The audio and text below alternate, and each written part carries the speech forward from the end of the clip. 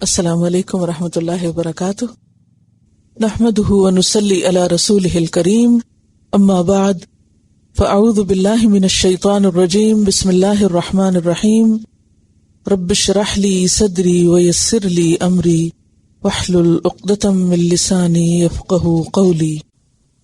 الا سن لو، خبردار، ان اولیاء اللہ، بے شک اولیاء اللہ، اللہ کے دوست، لا خوف علیہم، نہیں کوئی خوف ان پر، ولا ہم یحزنون، اور نہ ہی وہ غمگین ہوں گے۔ اللہ کے دوستوں کے لیے آخرت میں نہ کوئی خوف ہے نہ کوئی غم ہے۔ اولیاء کا لفظ ولی سے ہے، واو لام یہ، ولیٌ کہتے ہیں قرب کو، اور ولی کہتے ہیں قریب کو، اللہ کے مقرب بندے۔ والسابقون السابقون اولئک المقربون، تو اللہ کے جو مقرب ہیں، اللہ کے جو قریب ہیں، اللہ کے جو دوست ہیں، ان پر نہ کوئی خوف ہوگا اور نہ ہی کوئی غم ہوگا۔ اصل میں ولی کا لفظ جو ہے نا، واو لام یہ کا، یہ دو چیزوں کے آپس کے اتصال کے لیے استعمال ہوتا ہے، آپس کے قرب کے لیے، خواہ براہ راست ہو اور بلا واسطہ، کہ تیسری کوئی چیز بیچ میں نہ ہو، کسی وسیلے کے بغیر، واسطے کے بغیر، دو چیزوں کا قرب۔ سمجھ رہے ہیں کیا سمجھ آیا؟ یعنی بندے اور اللہ کا ڈائریکٹ تعلق، کمیونیکیشن اور ریلیشن شپ، کہ کوئی بیچ میں دوسرا نہیں، نہ کوئی دکھاوا ہے، نہ کسی اور انسان کی کوئی بات ہے۔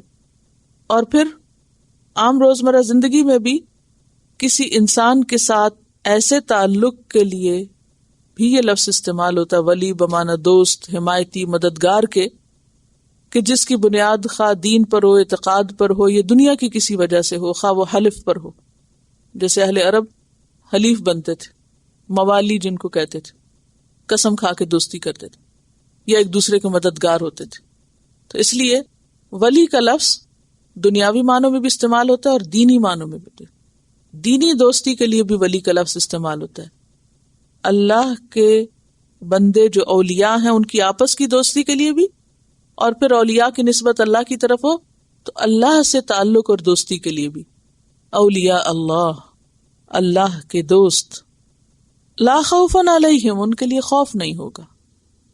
قیامت کے دن جب ہر شخص ہال میں ہوگا، خوف میں ہوگا، پریشانی میں ہوگا، ان کو کوئی پریشانی نہیں ہوگی اور انہیں کوئی غم بھی نہیں ہوگا۔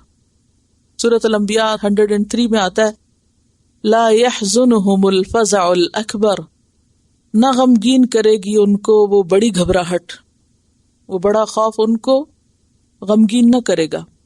لیکن سوال یہ پیدا ہوتا ہے کہ یہ ہیں کون؟ اولیاء اللہ کون ہیں؟ اللہ کے دوست کون ہیں؟ لغوی معنوں میں دیکھیے اور پھر مراد اس کی دیکھیے۔ لغوی معنی کیا ہے؟ ایسے لوگ جو اللہ کے مقرب ہیں، اور اللہ کا مقرب بننے کے لیے کیا کرنا ہوتا ہے؟ اللہ ہماری طرف آتا ہے یا ہمیں پہلے جانا ہوتا ہے؟ ہمیں پہلے جانا ہوتا ہے۔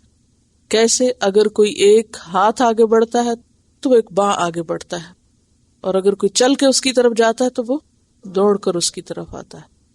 لیکن چلنا آپ کو پہلے ہے، کوشش آپ کو کرنا ہے، اس کو ضرورت نہیں، وہ بے نیاز ہے۔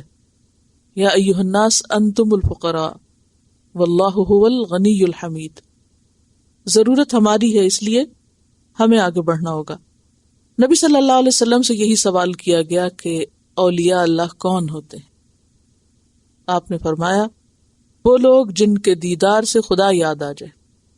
دیکھیے، ہر انسان کو دیکھ کے آپ کو کوئی چیز یاد آتی ہے نا، یا نہیں؟ جس سے اس کا خاص تعلق ہوتا ہے۔ ہر انسان کی ایک پہچان ہوتی ہے، کوئی کسی چیز سے پہچانا جاتا ہے، کوئی کسی چیز سے، کوئی کسی نام سے، کوئی کسی کام سے، ہر کوئی اپنے کام اور اپنی دلچسپی اور اپنے شوق سے پہچانا جاتا ہے۔ کیوں؟ اس لیے کہ انسان جس کی کمپنی میں رہتا ہے نا، اور جس سے اس کا تعلق ہوتا ہے، اس پہ اس کا رنگ چڑھتا ہے، دوست دوست کا رنگ لیتا ہے۔ تو جن لوگوں کی دوستی اللہ سے ہوتی ہے ان پر صبغت اللہ ہوتا ہے، اللہ کا رنگ چڑھتا ہے، اور ہر چیز اپنے رنگ سے پہچانی جاتی۔ مختلف چیزیں جو ہیں، پھل وغیرہ، ان کے اپنے رنگ ہیں، ہر چیز کا کوئی نہ کوئی رنگ ہوتا ہے، اور رنگ کس لیے ہوتا ہے؟ پہچان کے لیے. آپ نے دیکھا ہوگا نا کہ جب تک تو انسان کی نظر اچھی رہتی ہے تو وہ پڑھ کے بہت ساری چیزوں کو ڈسکریمنیٹ کرتا ہے، اور جب اینک کے بغیر پڑھا نہیں جاتا تو دور سے چیزیں آپ کس سے پہچانتے ہیں؟ رنگوں سے. آج کل میں یہ کرتی ہوں کہ مختلف چیزوں پہ رنگ ڈال دیتی ہوں، جیسے کتاب ہے یا کوئی بھی کاپی ہے یا کوئی چیز، کہ فوری طور پر وہ نکالنی آسان ہو، وقت ضائع نہ ہو. اور جب تک انسان کی نظر کام کرتی ہے تو وہ پھر فوراً پڑھ لیتا ہے. تو رنگ کس لیے ہوتے ہیں؟ پہچان کے لیے رنگ ہوتے ہیں. مثلاً یہ آپ کے پاس رنگ کے پین نظر آ رہے ہیں مجھے ہاتھوں میں، میرا خیال ہے کہ آپ کوئی آیتوں کے اوپر اور کوئی حدیثوں کے اوپر شاید رنگ لگاتے ہیں، یہ کیا کرتے ہیں معلوم نہیں کس لیے رکھے ہوئے. بہرحال تو بات یہ ہے کہ وہ پرومیننٹ کرنے کے لیے، پہچان کے لیے، کہ یہ اہم بات ہے. تو اسی طرح جو اللہ کے دوست ہوتے ہیں ان کے اوپر ایک رنگ ہوتا ہے اس دوستی کا. وہ ان کے اخلاق میں، کردار میں، گفتگو میں، شوق میں، دلچسپیوں میں، مصروفیت میں، مشغولیت میں نظر آتا ہے. اولیاء اللہ کو پراسرار سی چیز نہیں ہوتے. ہمارے ہاں اولیاء اللہ کا نام لیتے ہی وہ دیو مالائی کہانیاں شروع ہو جاتی ہیں، اور وہ ایک ایسی دنیا میں قدم رکھ دیتے ہیں کہ جہاں حقیقت کا کوئی تعلق نہیں، سپر نیچرل سی چیز بنا دیتے ہیں ان کو. تو اولیاء اللہ زمین پر ہی چلتے پھرتے ہیں، وہ پانی پہ نہیں چلتے، ہواؤں میں نہیں اڑتے، وہ اسی زمین پہ رہتے ہیں.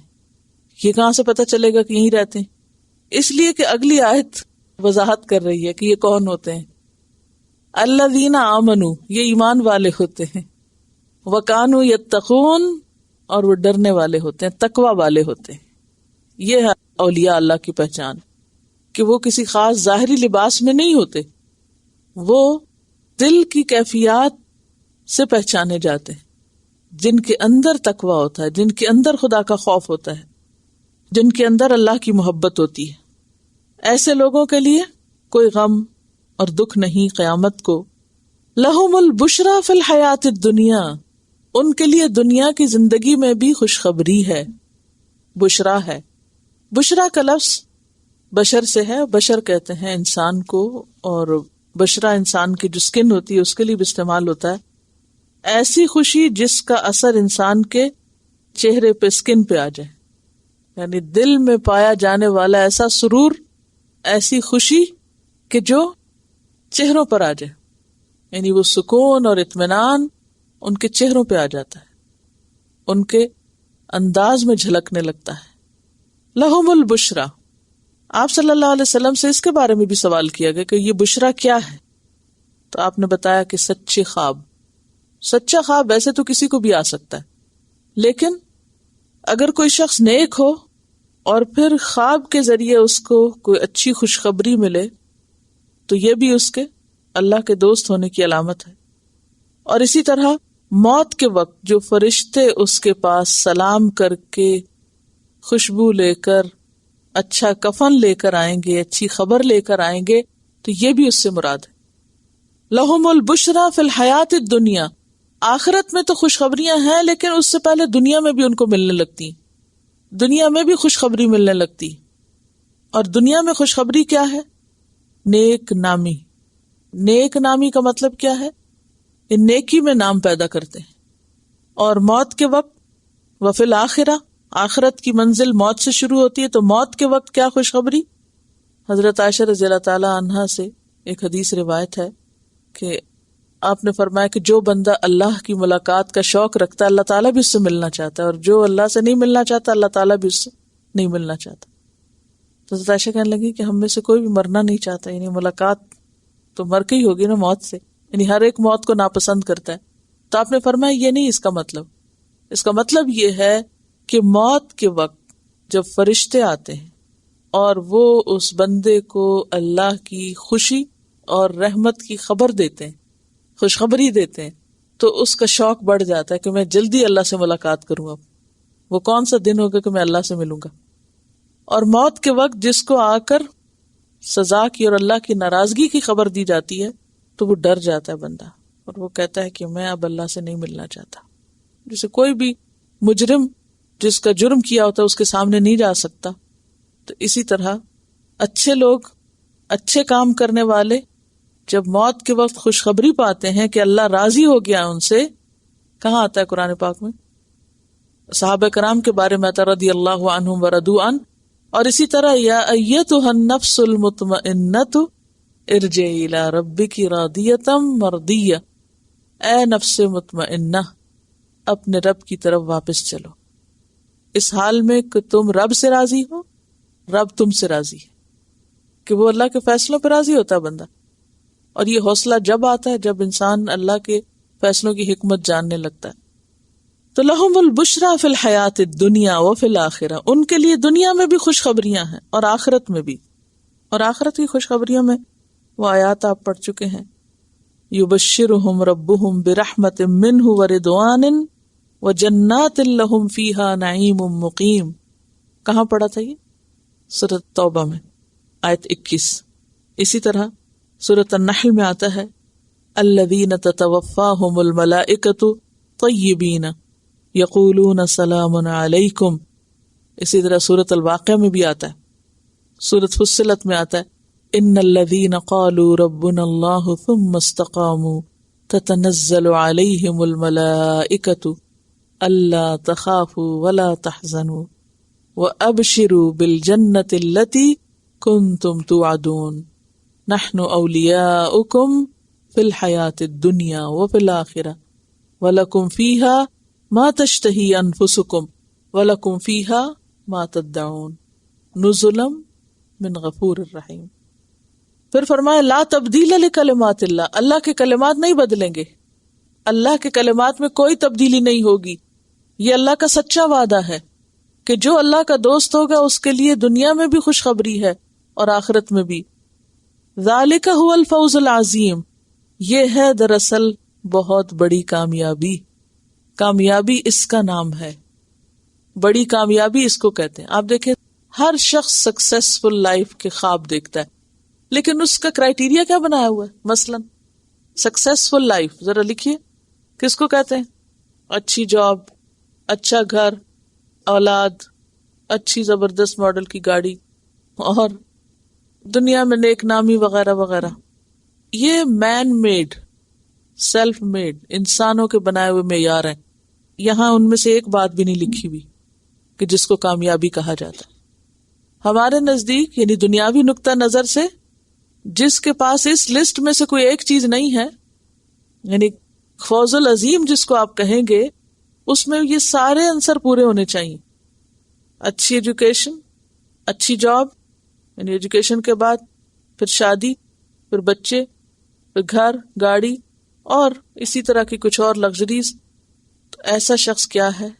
فوز عظیم پانے والا. اور اگر اس میں سے کوئی ایک چیز نہیں تو وہ کیا؟ انتہائی بدقسمت اور بد نصیب. اور پھر لوگ اسی ایک چیز کو پکڑ کے، ساری چیزیں ہوں کوئی ایک نہ ہو، گھر بھی ہے، گاڑی بھی ہے، سب کچھ ہے، کچھ ایک نہیں، بس مس ہو گیا.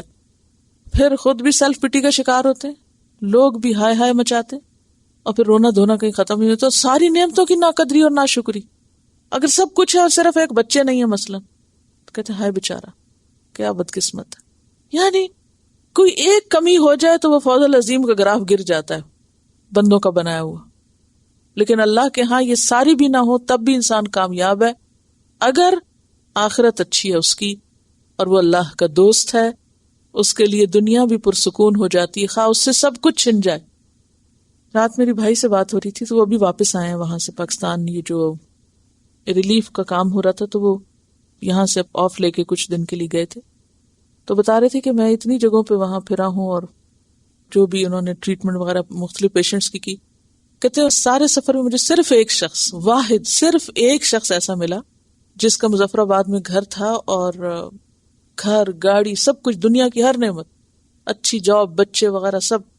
اور کہتے کہ وہ گھر بھی گر گیا، گاڑی واڑی سب کچھ، یعنی کہ کچھ نہیں بچا سوائے اس کے کہ وہ بچے بچ گئے، شاید وہ کہیں اور ادھر ادھر جابس پہ تھے. کہتے ہیں کہ مجھ سے وہ ملا اور وہ کہنے لگا میں اللہ کا بہت شکر ادا کرتا ہوں کہ اللہ نے میری جان بچا دی، اور اللہ نے مجھے جس امتحان میں ڈالا ہے میں اس پہ بہت راضی ہوں. اگر اس نے مجھ سے سب کچھ بھی لے لیا ہے تو میرے دل میں ایک دفعہ بھی شکوہ نہیں آیا اور نہ میرے دل میں کوئی غم ہے. میں شکر کرتا ہوں اللہ نے مجھے زندگی دی ہے اور میں انشاءاللہ اس امتحان میں کامیاب ہوں گا.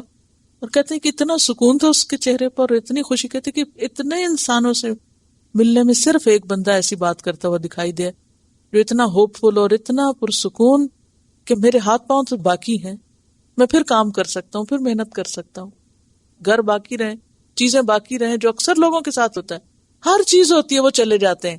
تو اگر اللہ نے ہمیں کچھ زندگی دے دی، صحت دے دی، مہلت دے دی، تو یہ سب سے بڑی نعمت ہے جس پہ ہمیں شکر ادا کرنا چاہیے اور اس سے اپنی آخرت کا اصل گھر بنانا چاہیے۔ اللہ دے کے بھی آزماتا ہے، لے کے بھی آزماتا ہے۔ چیزیں تو جانی تھی چلی گئیں، لیکن اس شکر کے ساتھ جو اجر باقی رہے گا اور اس سے زیادہ بہتر ملے گا، وہ تو وہی اصل بڑی کامیابی۔ تو اس کے لیے سوچ کا درست ہونا بے حد ضروری ہے، ہمارے معیار درست ہونا بہت ضروری ہے، ورنہ ہم دنیا میں بھی نقصان میں ہیں کہ ہر وقت روتے دھوتے رہیں اور آخرت کے اعتبار سے تو معلوم نہیں کیا ہوگا۔ آپ دیکھیے کہ ایسے راضی ہونے والے اللہ کی نعمتوں پر جن کے لیے اللہ نے یہ سارے وعدے کیے، ان کو دنیا میں بھی جنت کی خوشخبریاں مل گئیں۔ عشرہ مبشرہ آپ دیکھیں، ایک نہیں کئی ایک احادیث آتی ہیں، اس لیے میں چاہوں گی کہ عشرہ مبشرہ پر کوئی کتاب آپ ضرور پڑھیں انشاءاللہ تعالی۔ اور نہ صرف یہ کہ مرد حضرات ہیں بلکہ خواتین بھی ہیں، یعنی صحابیات ہیں مبشرات جن کو خوشخبریاں ملی دنیا میں جنت کی ان کے نیک اعمال کی وجہ سے۔ تو لہم البشریٰ فی الحیات الدنیا، یہ نہیں کہ دین کی طرف آنے سے اور نیکی کی طرف آنے سے صرف آخرت بنتی ہے، دنیا میں بھی نعمتوں کی قدر آتی ہے۔ اللہ نے جو کچھ دے رکھا ہے اس پر شکر گزاری کا جذبہ آتا ہے، اور اسی کے وجہ سے پھر آخرت میں بھی انسان کو سب کچھ مل جائے گا۔ اور یہ کتنا بڑا وعدہ ہے، لا تبدیل لکلمات اللہ، اللہ کے کلمات نہیں بدلتے۔ بندوں کا کیا ہوتا ہے، بندے ایک دن وعدہ کرتے ہیں، اگلے دن سوری کر دیتے ہیں، ایک دن کچھ کہیں گے، اگلے دن پھر جائیں گے۔ لیکن اللہ کی بات، ومن اصدق من اللہ حدیثا ومن اصدق من اللہ قیلا ان وعد اللہ حق لا تبدیل لکلمات اللہ، اللہ کی بات بالکل نہیں بدلے گی، یقین کے قابل ہے یہ بات کہ اصل خوشخبری اسی میں ہے۔ ولا يحزنک قولہم، ان کی باتیں آپ کو غمگین نہ کریں۔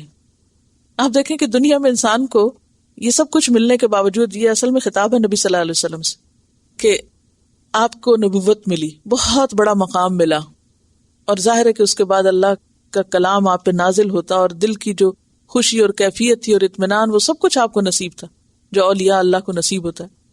لیکن لوگوں کی باتیں، اور لوگوں کی باتوں میں کبھی کسی بات پر آپ کو جھٹلاتے تھے، وہ کہتے تھے لست مرسلا، تم رسول ہی نہیں ہو۔ اب ایک شخص رسول ہو، کہتے مانتے ہی نہیں تمہیں، جھٹلاتے، کبھی دھمکیاں دیتے، نکل جاؤ یہاں سے، مار دیں گے تمہیں، نکال دیں گے یہاں سے۔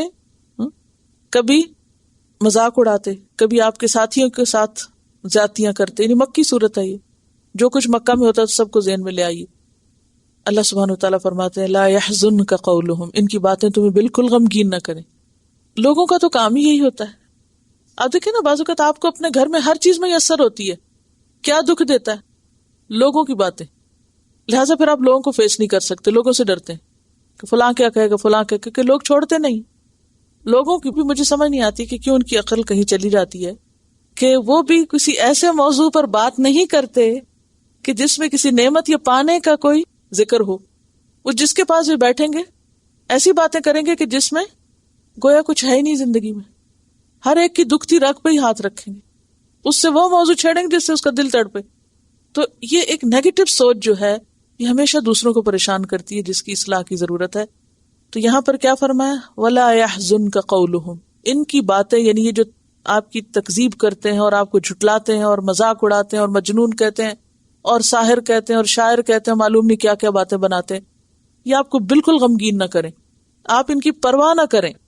ان العزت للہ جمیعا، بے شک عزت ساری کی ساری اللہ کے پاس، اللہ کے لیے۔ سورۃ المنافقون میں آتا ہے آیت 8 میں وَلِلَّهِ الْعِزَّةُ وَلِرَسُولِهِ وَلِلْمُؤْمِنِينَ، لوگوں کی باتوں سے کسی کی عزت نہیں جاتی، عزت اللہ کے لیے، رسول کے لیے اور مومنوں کے لیے۔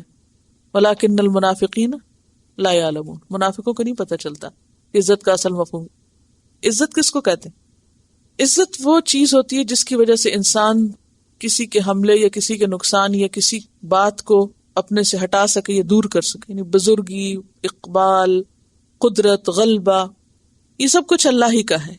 اور مراد اس سے کیا ہے کہ اللہ کے پاس ہے سب کچھ، اور سب سے بڑی شان اللہ ہی کی ہے. بندہ تو بندہ ہے، بندوں کے ساتھ اونچ نیچ ہوتی رہے گی. اور دیکھا جائے اگر تو لوگ تو اللہ کو بھی نہیں چھوڑتے. باتیں بنانے پہ آئیں تو باتیں بنانے والے تو ہر گھڑی اللہ پہ اعتراض کرتے رہتے ہیں. یہ فلاں کی ناک ایسی کیوں ہے، فلاں کی آنکھ ایسی کیوں ہے، فلاں کی شکل ایسی کیوں، اس کا قد اتنا کیوں ہے، اور کسی اور کے اوپر بھی، اور پھر اپنے پاس جو کچھ ہے اس پر بھی باتیں بناتے رہتے ہیں. آخر میرے ساتھ ہی اللہ نے یہ کیوں کیا، مجھے یہ کیوں نہ ملا، مجھے وہ کیوں نہ ملا. یہ سب کیا ہے؟ اللہ کے خلاف ایک شکایتی رویہ. اور اسی طرح آپ دیکھیں کہ اور بھی بہت سی چیزوں میں لوگ اللہ کا مذاق اڑاتے ہیں، اللہ کی باتوں کا، کتاب کا، رسولوں کا، اس کے طریقوں کا، اس کے فیصلوں کا، اس کی حکمتوں کا. تو اگر کوئی اللہ کے بارے میں باتیں بنا لیتا ہے، رسول پہ باتیں بنائی گئیں، اہل ایمان کے مذاق اڑائے گئے، تو میں اور آپ کیا چیز ہیں؟ اگر ہمیں کسی نے کچھ کہہ دیا تو ہماری شان پہ کیا اثر پڑے گا؟ کچھ بھی نہیں ہوتا. ان العزت للہ جمیعا، عزت کا مالک تو اللہ ہے.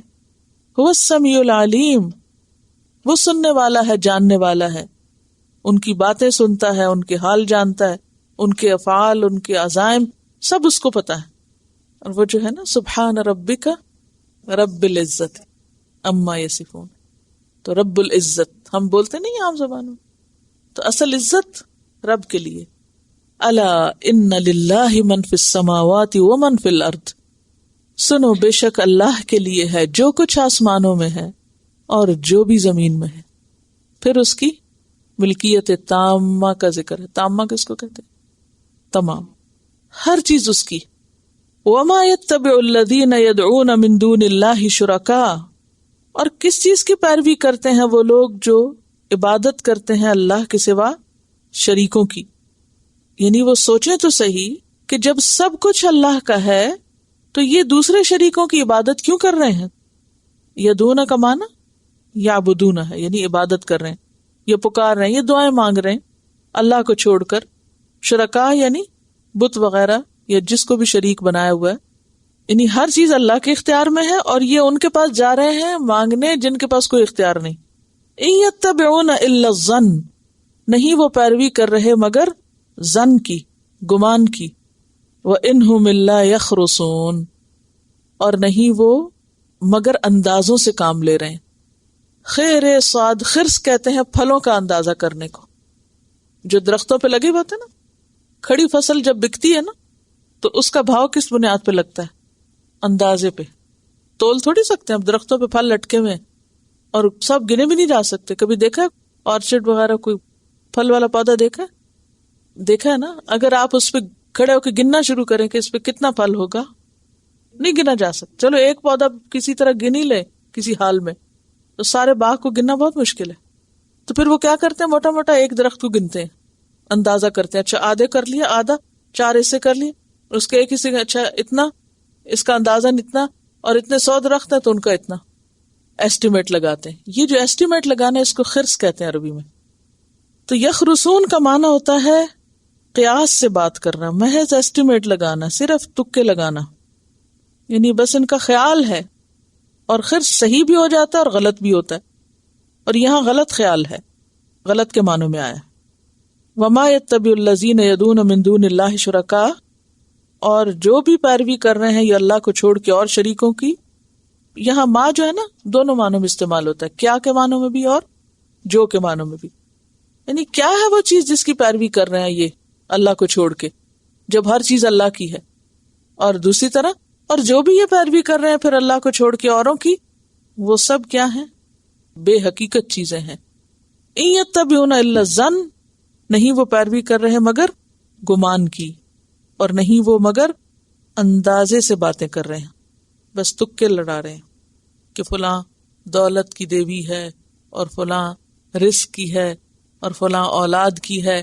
یہ سب ان کے محض وہم و گمان ہے، خیال ہے، حقیقت کچھ نہیں. هو الذی جعل لکم اللیل، وہ اللہ ہی ہے جس نے تمہارے لیے رات بنائی. آپ دیکھیں کیا خوبصورت اندازہ ہے. ایک دفعہ شرک کی تردید ہوتی، پھر اللہ کی قدرت کی بات ہوتی. پھر کسی غلط خیال کی تردید ہوتی، پھر قدرت کی بات ہوتی. هو الذی جعل لکم اللیل، اس اللہ کو چھوڑ کے تم اوروں کی طرف مائل ہوتے ہو جس نے رات بنائی. کیسی بنائی؟ لتسکنوا فیہ، تاکہ تم اس میں سکون پاؤ، یعنی اندھیری رات بنائی کہ جس میں تم آرام کر سکو. والنہار مبصرا، اور دن بنایا روشن. مبصر جو ہے یہ اصل میں فاعل ہے اور مصدر میمی بھی ہو سکتا ہے، دیکھنے والا یا دکھانے والا، روشن کے معنوں میں، یا روشن کرنے والا. یعنی دن جو ہے وہ رات کے مقابلے میں روشن ہے اور رات اندھیری ہے. اب آپ دیکھیے کہ یہاں رات کی صفت نہیں بتائی گئی. رات کی صفت یہاں کیا؟ مظلم، پیچھے پڑ چکے ہیں آپ. اور دن کی صفت بتائی گئی، کام نہیں بتایا گیا. اب اس میں غور و فکر کا زیادہ موقع ملتا ہے نا. اور دن کو روشن بنایا تاکہ تم کام کرو. اب آپ دیکھیے کہ دن روشن ہے، یہ روشن کرنے والا ہے. یہ ایسے ہی ہے جیسے ہم کہتے ہیں دریا بہہ رہا ہے. مثلا دریا تو نہیں بہتا نا، کیا بہتا ہے؟ پانی. لیکن آپ کہتے ہیں دریا بہہ رہا ہے.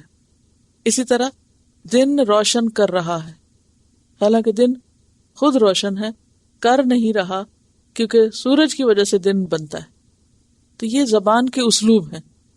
لفظی ترجمہ کیا ہے؟ اور دن روشن کرنے والا. تو دن سورج تھوڑی ہے جو روشن کرے گا، دن تو خود روشن ہو رہا ہے سورج کی وجہ سے. تو یہ ایسے ہی ہے جیسے ہم کہتے ہیں دریا بہہ رہا ہے، یا ہم کہتے ہیں گھر آ گیا، حالانکہ آپ گئے ہیں. ان فی ذالک، بے شک اس میں، یعنی کس میں؟ رات اور دن کے اختلاف میں، لآیات، البتہ بہت سی نشانیاں جن کے ذریعے آپ اللہ کو پہچان سکتے ہیں. لقوم یسمعون، ان لوگوں کے لیے جو سنتے ہوں، غور سے بات سنتے ہوں، سمجھتے ہوں، مانتے ہوں. اور جو سنتے ہی نہ ہوں وہ کیا کریں گے؟ کچھ بھی نہیں. قرآن پاک میں دوسری جگہوں پر بھی رات اور دن کے بارے میں آیات ہمیں ملتی ہیں. مثلا سورۃ نبا میں آتا ہے وَجَعَلْنَا نَوْمَكُمْ سُبَاتًا وَجَعَلْنَا اللَّيْلَ لِبَاسًا وَجَعَلْنَا النَّهَارَ مَعَاشًا. یہاں مبصر کہا، وہاں معاش کہا، کیونکہ بہت سی نشانیاں اور بہت سے کام ہیں. سورۃ الاسراء میں آتا ہے 12 میں وَجَعَلْنَا اللَّيْلَ وَالنَّهَارَ آیَتَيْنِ فَمَحَوْنَا آیَةَ اللَّيْلِ وَجَعَلْنَا آیَةَ النَّهَارِ مُبْصِرَةً لِتَبْتَغُوا فَضْلًا مِّن رَّبِّكُمْ وَلِتَعْلَمُوا عَدَدَ السِّنِينَ وَالْحِسَابَ. قَالُوا اتَّخَذَ اللَّهُ وَلَدًا، وہ کہتے ہیں کہ اللہ نے بیٹا بنا لیا، اولاد بنا لی. ولد بمانا اولاد. کون کہتے ہیں؟ یہود، نصارہ، مشرکین. مشرکین کیا کہتے تھے؟ ملائکہ اللہ کی بیٹیاں. سبحانہ، پاک ہے وہ، یہ ان کی بات کا رد کیا جا رہا ہے. کوئی بیٹا نہیں بنایا، کوئی اولاد نہیں اس کو ضرورت نہیں. هو الغنی، وہ بے نیاز ہے ہر ایک سے. لہو ما فی السماوات و ما فی الارض، اسی کے لیے ہے جو کچھ آسمانوں اور زمین میں ہے. اسے ایک بیٹا کیا کرنا ہے، یہ بیٹیاں کیا کرنی، جبکہ ہر چیز اسی کی ہے. ان عندکم من سلطان بہذا، کیا تمہارے پاس اس کی کوئی دلیل ہے؟ یا ان بمانا نہ کہ ہوگا، نہیں تمہارے پاس اس بات کی کوئی دلیل. یہ بالکل بےہودہ بات ہے جو بغیر دلیل کے ہے. سلطان کہتے ہیں حجت، دلیل، برہان، زور اور قوت کو. نہیں تمہارے پاس کوئی بھی دلیل اس بات کی. کس بات کی؟ کہ اللہ کی کوئی اولاد ہے. اتقولون علی اللہ ما لا تعلمون، کیا تم کہتے ہو اللہ پر جو تم جانتے نہیں ہو؟ ایسے ہی اندازے سے باتیں کرتے رہتے ہو. کیونکہ یہ اللہ کی اولاد بنانا بھی کیا ہے دراصل؟ شرک کرنا. تو اس شرک کی اللہ نے کوئی دلیل اتاری نہیں، اور نہ کوئی کائنات میں دلیل ہے، بلکہ اس کے برعکس اللہ تعالیٰ سخت ناراضگی کا اظہار کرتے ہیں اس بات پر کہ اس کی طرف کسی کو بطور اولاد کے منسوب کیا جائے، خاص طور پر بیٹا. سورۃ مریم آیت 88 سے 95 میں آتا وَقَالُوا اتَّخَذَ الرَّحْمَنُ وَلَدًا، تو اس پر اللہ تعالیٰ فرماتے لَقَدْ جِئْتُمْ شَيْئًا إِدًّا تَكَادُ السَّمَاوَاتُ يَتَفَطَّرْنَ مِنْهُ. یہ اتنی سخت بات ہے کہ آسمان پھٹ پڑے اس سے، کیونکہ آسمان و زمین میں اس بات کے سمانے کی جگہ ہی کوئی نہیں، کوئی قبول ہی نہیں کرتا. پوری کائنات میں سے کوئی چیز اسے قبول نہیں کرتی. لہٰذا یہ بات انتہائی سخت بات ہے. کیسی؟ کہ جس سے آسمان پھٹ پڑے. وَتَنشَقُّ الْأَرْضُ، زمین شک ہو جائے. وتخر الجبال ہدا، اور پہاڑ بھربھرے ہو کر گر پڑے، ان دعوا للرحمن ولدا، کہ انہوں نے رحمان کے لیے بیٹا پکارا، وما ينبغي للرحمن ان يتخذ ولدا، رحمان کو ضرورت ہی نہیں کسی بیٹے کی، اس کو نہیں چاہیے، کیوں؟ هو الغنی۔ اور پھر ان کل من فی السماوات والارض الا آتی الرحمن عبدا، آسمان و زمین میں جو بھی ہے وہ سارے رحمان کے سامنے بندہ بن کے آتے ہیں، بیٹا کوئی نہیں، سب بندے ہیں اس کے۔ لقد احصاہم، اللہ نے ان کو گن رکھا ہے، وعدہم عدا، اور ایک ایک کو شمار کیا ہوا ہے، وکلہم آتیہ یوم القیامۃ فردا، اور ہر ایک ان میں سے قیامت کے دن اکیلا اکیلا آئے گا اور آ کر اپنا حساب دے گا، کوئی اس کا لاڈلا نہیں کہ جسے وہ چھوڑ دے۔ قل کہہ دیجئے، ان الذین یفترون علی اللہ الکذب لا یفلحون، یقیناً وہ لوگ جو اللہ پہ جھوٹ گھڑتے ہیں وہ فلاح نہیں پائیں گے۔ یہ کون سا جھوٹ ہے؟ کس کی طرف اشارہ ہے؟ کسی کو اللہ کا بیٹا کہنے کی طرف، کہ کسی کو اللہ کا بیٹا کہنا بہت بڑا جھوٹ ہے، اور ایسے لوگ ہرگز کامیاب نہ ہوں گے۔ ایسے لوگوں کے لیے کیا ہے؟ متاع فی الدنیا، اتنا بڑا ظلم کر کے کہ جس سے آسمان پھٹ سکتے ہیں، جس سے زمین شک ہو سکتی ہے، پھر بھی وہ دنیا میں مزے کر رہے ہیں، تو یہ کیا بات ہوئی؟ دیکھیں نا، ابھی ہم نے پڑھا کہ یہ اتنی سخت بات ہے کہ جس سے آسمان پھٹ پڑے، لیکن کوئی نہیں پھٹتے آسمان، تو نہیں شک ہوتی زمین اس بات سے، ہاں؟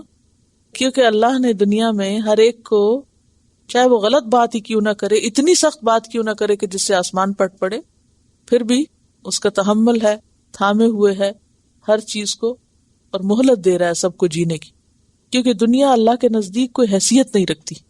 ایکچولی یہ باتیں وہ لوگ کرتے ہیں نا کہ جو دنیا کو بڑی چیز سمجھتے ہیں، ان کے نزدیک کسی کو دنیا ملنا بہت بڑی بات ہے، تو وہ یہ کہتے ہیں کہ اچھا وہ فلاں شخص اگر یہ بات بہت غلط ہے اور وہ تو ایسی بات کر بھی رہا ہے اور اس کے باوجود دنیا ملی ہوئی ہے اس کو، تو اس کا مطلب وہ صحیح ہے۔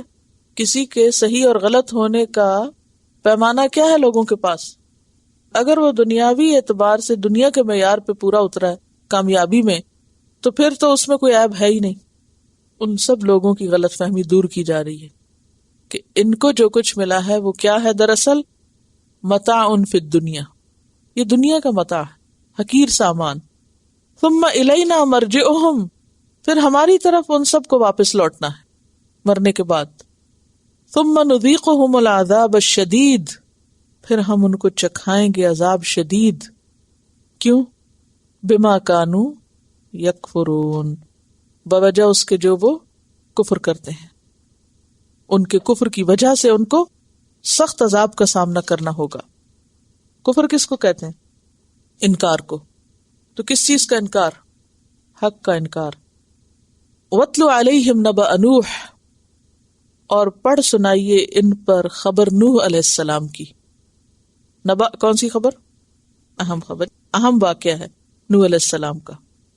اور وَاتْلُ کہہ کے کس کو خطاب ہے؟ نبی صلی اللہ علیہ وسلم، اے محمد صلی اللہ علیہ وسلم آپ پڑھ سنائیے انہیں، ان کفار مکہ کو خبر نوح علیہ السلام کی۔ کیا خبر؟ اذ قال لقومہ، جب اس نے اپنی قوم سے کہا تھا، کیا؟ یا قوم، اے میری قوم، ان کانا، اگر ہے، کبرا، بڑا، بھاری، شاق، گراں، ناگوار، علیکم، تم پر، کیا؟ مقامی، میرا مقام، میرا قیام، میرا کھڑا ہونا، وتذکیری، اور میری تذکیر، میرا تذکیر کرنا یعنی یاد دہانی کرانا، بآیات اللہ، اللہ کی آیات کے ساتھ، یعنی اللہ کی آیات پڑھ کے تم کو نصیحت کرنا، اچھی باتیں یاد کرانا، اللہ کی طرف بلانا تم پہ بہت گراں ہے، بڑا بھاری ہے، بڑا شاق ہے۔ فعلی اللہ توکلت، تو میں نے اللہ پہ بھروسہ کر لیا، میرا بھروسہ اللہ پر ہے۔ یعنی اگر تمہیں شاق گزرتا تو پھر جو تم چاہتے ہو کرو، لیکن میں ڈرتا نہیں تمہاری مخالفت سے، میرا بھروسہ اللہ پہ ہے، میرا کچھ نہیں بگڑتا۔ فَأَجْمِعُوا أَمْرَكُمْ، اجمعوا کا لفظ کس سے ہے؟ جمع کرنے سے۔ جمع کر لو اپنا کام، اپنا فیصلہ۔ اجمعوا کا لفظ نا اجماع سے ہے۔ اجماع کس کو کہتے ہیں؟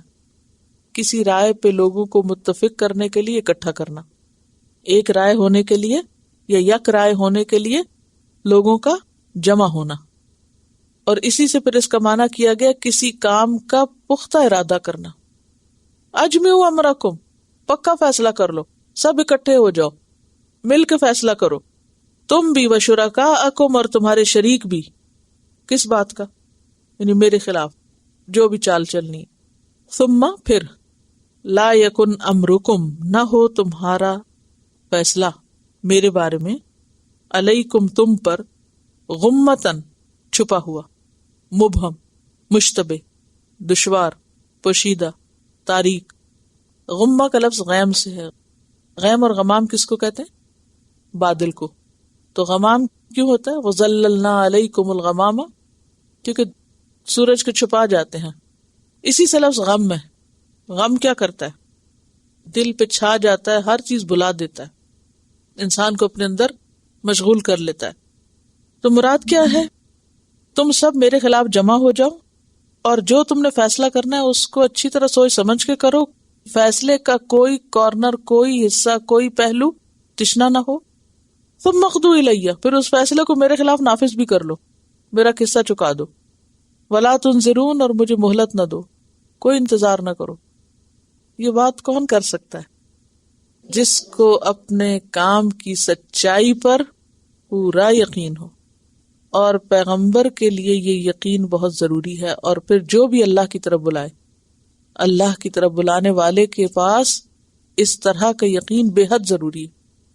کیا کہ سب نفع نقصان کا مالک صرف اللہ ہے، ساری دنیا بھی مل کر اگر کسی کو نقصان دینا چاہے نہیں دے سکتی جب تک کہ اللہ نہ چاہے۔ حضرت ہود علیہ السلام نے اپنی قوم کو یہی کہا تھا، سورۃ ہود میں آتا ہے 54 سے 56 میں، انی اشہد اللہ واشہدوا انی بریء مما تشرکون من دونی فکیدونی جمیعا ثم لا تنظرون۔ سب مل کے چال چلو میرے خلاف جو چلنی، مجھے بالکل مہلت نہ دو۔ انی توکلت علی اللہ ربی و ربکم، میں نے اللہ پہ بھروسہ کر رکھا ہے جو میرا رب ہے اور جو تمہارا رب ہے۔ یہ ہے خالص توحید۔ الا ان اولیاء اللہ لا خوف علیہم، اللہ کے اولیاء کسی سے ڈرتے نہیں۔ کیوں؟ کیونکہ ان کو یہ یقین ہوتا ہے کہ نفع اور نقصان اللہ کے ہاتھ میں، وہ اپنی باغیں اللہ کے ہاتھ میں دیتے ہیں۔ ان کو معلوم ہے کہ اگر کوئی چیز بظاہر ان کے حق میں ہو رہی ہے تو بھی ان کے لیے فائدہ مند ہے، اور اگر کوئی چیز بظاہر حالات میں ان کے خلاف جا رہی ہے اور لوگ سمجھتے ہیں ان کا نقصان ہو رہا ہے، اور وہ کیا سمجھتے ہیں؟ اسی میں ہمارے لیے فائدہ ہے، ہماری بھلائی اسی میں، کیونکہ وہ اللہ کے فیصلوں پہ راضی ہوتے ہیں۔ اللہ کے فیصلوں پہ انسان کیوں راضی ہو؟ وجہ، اور کب راضی ہو سکتا ہے؟ جب اس کو یقین ہوتا ہے کہ وہ سب سے زیادہ علم والا ہے۔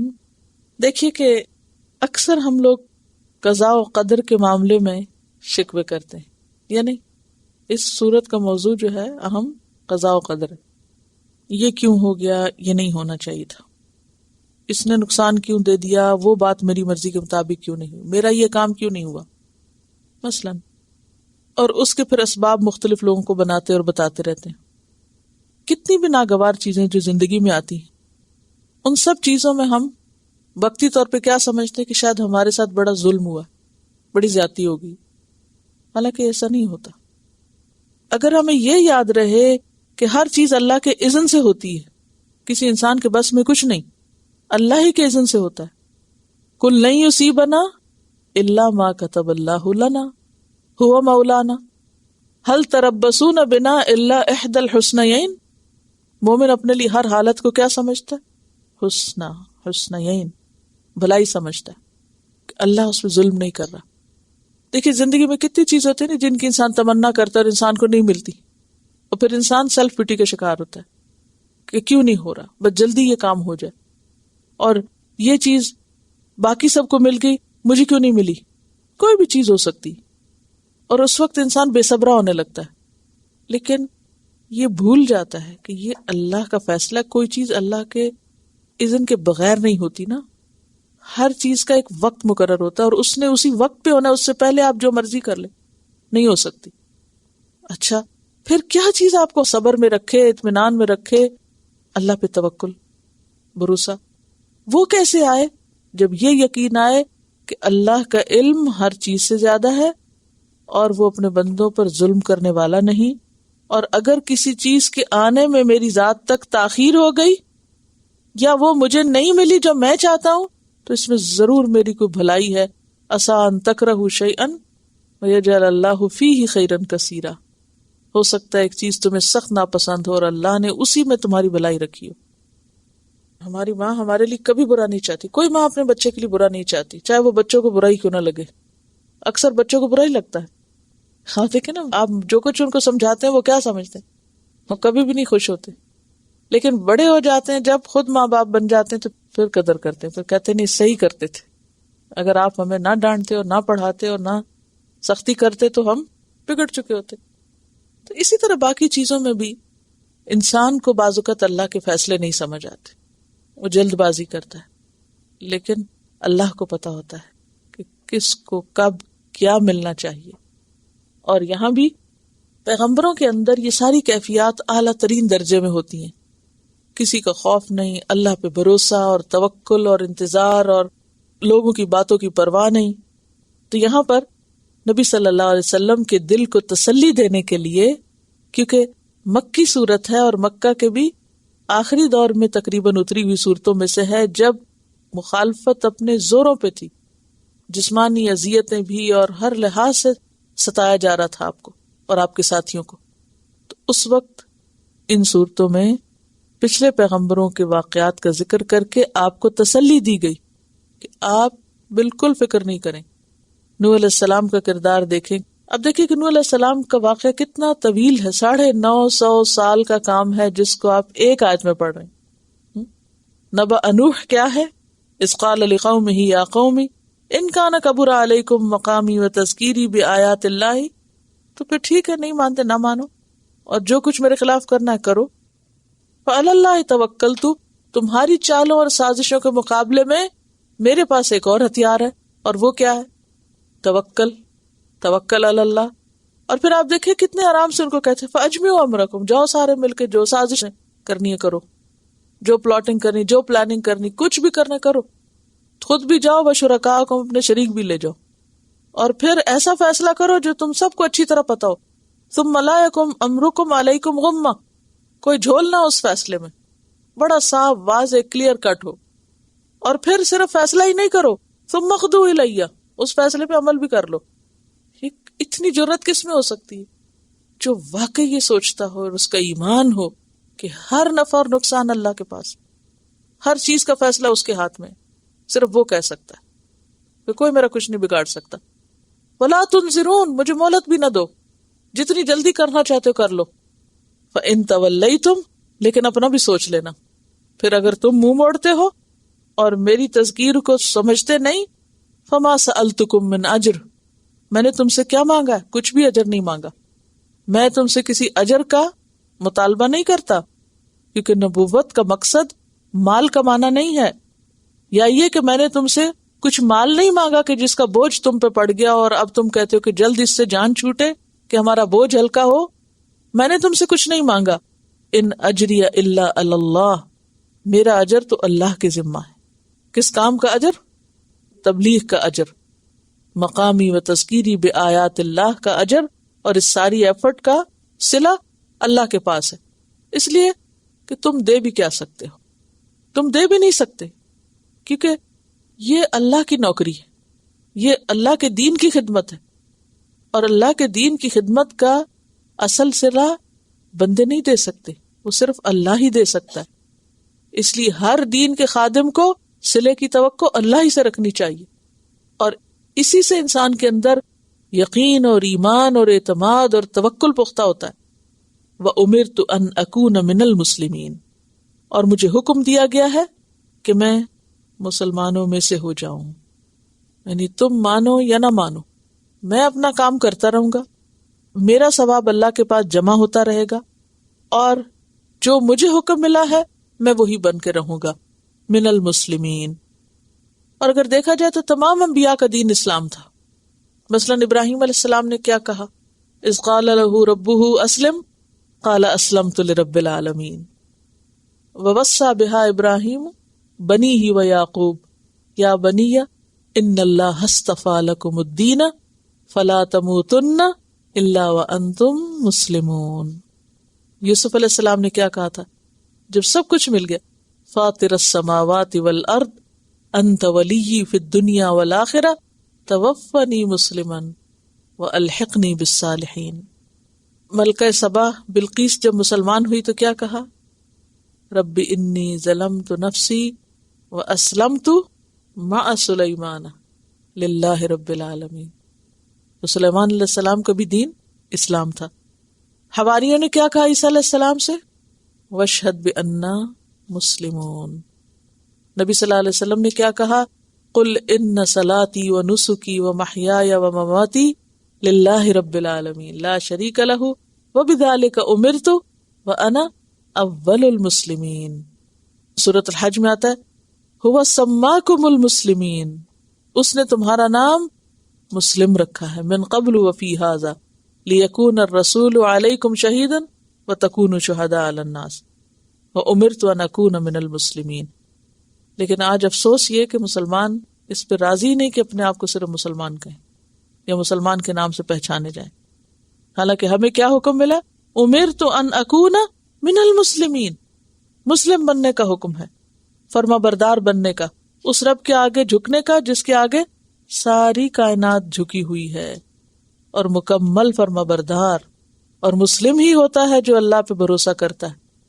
اصل میں یاد ہے آپ کو مسلم کون ہوتا ہے؟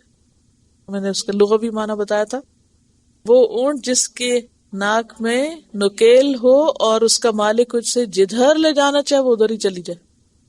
یعنی اپنا آپ، اپنا ناک عزت کی علامت، اپنی عزت، اپنی سوچ، اپنی ہر چیز، اپنا اختیار، اپنی کچھ سب اللہ کے حوالے کر دے. اگر اس کا میرے لیے یہی فیصلہ ہے تو مجھے اس فیصلے کو قبول کرنا، اور یہی چیز پھر انسان کو اطمینان دیتی. فَكَذَّبُوهُ، تو ان سب نے اس کو جھٹلا دیا، سب سن سنا کے کوئی نہ مانی بات. فَنَجَّيْنَاهُ، تو ہم نے نجات دے دی اس کو. کس کو؟ نوح علیہ السلام کو. کس چیز سے؟ ڈوبنے سے، غرق ہونے سے، جس میں باقی قوم ڈوبی. وَمَن مَّعَهُ، اور جو اس کے ساتھ تھے 80 لوگ، فی الفلک کشتی میں بٹھا کے.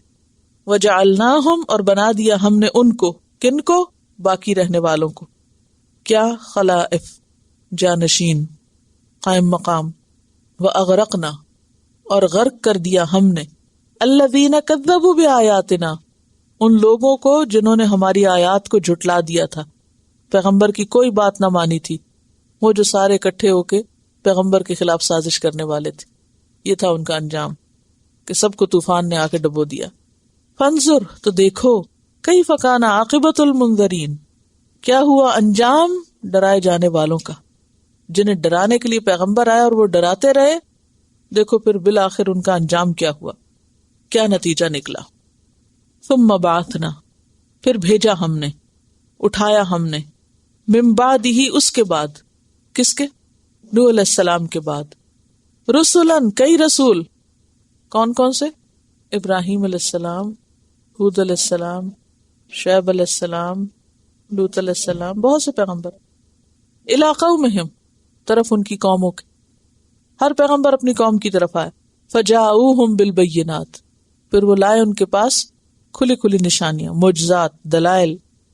فما کانوا لیؤمنوا، نہ تھے وہ کہ ایمان لاتے، نہ مانے.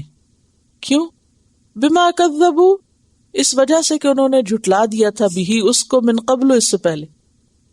شروع میں جو جھٹلا دیا، اب تو مان کے دینے والے ہی نہیں تھے، اب تو انا کا مسئلہ بن گیا. ایک دفعہ کا انکار ہمیشہ کا انکار بن گیا. دیکھیے یہ انسان کی کمزوریوں میں سے بہت بڑی کمزوری ہے. کیا؟ کہ جب وہ کسی چیز پہ اڑ جائے بعض اوقات تو اڑ ہی جاتا ہے، چاہے اس کو حق نظر بھی آ رہا ہو، سچائی دکھائی بھی دے رہی ہو، پھر بھی وہ اس سے باز نہیں آتا. اور انسان کا امتحان بھی یہی ہے، جو اپنے نفس کے شر سے بچ گیا، اپنے دل کی تنگی سے، وَمَن یوق شح نفسہ فَأُولَئِکَ هُمُ الْمُفْلِحُونَ، ایسے لوگ کامیاب ہونے والے. انتہائی مشکل ہے یہ جملہ بولنا کہ I was wrong، پہلے مجھے پتا نہیں تھا. بے حد مشکل جملہ. ان کی مصیبت یہی بنی کہ شروع میں جلدی کی، بغیر سوچے سمجھے جھٹلا بیٹھے، جیسے کل بھی ہم نے پڑھا تھا. ابھی انہوں نے علمی احاطہ ہی نہیں کیا، پڑھا ہی نہیں، سمجھا ہی نہیں، نہ کر بیٹھے، اور جب ایک دفعہ نہ کر دی تو پھر وہ نہ ہاں میں بدلی ہی نہیں، اپنی غلطی ماننے کو تیار نہ تھے. کذالک، اسی طرح، نتبع، ہم مہر لگا دیتے، علی قلوب المعتدین، معتدین کے دلوں پر. کذالک، اسی طرح، کس طرح؟ جیسے ان کی لگی تھی ایسے ہی بعد میں آنے والے باقی سب لوگوں کو بھی لگ جاتی. کیا؟ مہر. کیونکہ اگلے پچھلوں کا حال تو ایک ہی ہے. اور کون ہیں یہ لوگ؟ علی قلوب المعتدین، حد سے بڑھنے والے، اعتداء کرنے والے. معتدی کی جمع ہے، متعدی کی نہیں. عین پہلے ہے، تے بعد میں ہے. معتدی. معتدی کہتے ہیں اس شخص کو جو اپنے نفس کی خواہش کی تعمیل میں حق اور انصاف کی حدود سے تجاوز کرنے والا ہو. کیا کہا میں نے؟ اپنے نفس کی خواہش پوری کرنے کے لیے حق اور انصاف کی حدوں سے پار نکلنے والا ہو. اس پہ کل بھی ہم نے بات کی تھی کہ وہ ایسا شخص کہ جس کو صرف اپنی خواہش نفس کی تکمیل کا پتہ ہو، جس کو بس صرف اپنی مرضی کرنا ہو، اس سے زیادہ اسے کسی چیز کا علم نہ ہو، اس سے زیادہ وہ کسی اور چیز کو خاطر میں نہ لاتا ہو. تو معتدین کے دلوں میں مہر لگ جاتی. کیسے ہوتا ہے یہ کام؟ کیسے ہوتی ہے مہر؟ وہ کیوں لگتی ہے؟ ذرا اس کو ریلیٹ کریں آپس میں. حد سے بڑھنے والا ایک شخص ہے اور اللہ نے اس کے دل پہ اب مہر لگا دی ہے. اب وہ بات مان کے نہیں دے گا، اب اس نے ماننا ہی نہیں، کیونکہ وہ اللہ کو نہیں اپنے نفس کو پوچھتے ہیں. وہ نفس کے بندے ہیں، نفس کے غلام ہیں، اور نفس کی غلامی میں انسان حد سے آگے بڑھ جاتا ہے. وَمِنْهُمْ مَنْ يُؤْمِنُ بِهِ وَمِنْهُمْ مَنْ لَا يُؤْمِنُ بِهِ. جیسے کل ہم نے پڑھا تھا کہ کچھ مان گئے تھے اور کچھ نہیں مانے تھے.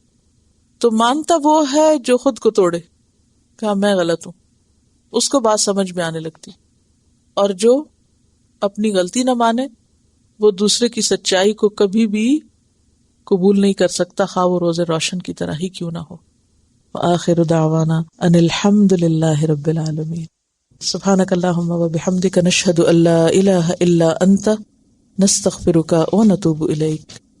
السلام علیکم ورحمۃ اللہ وبرکاتہ.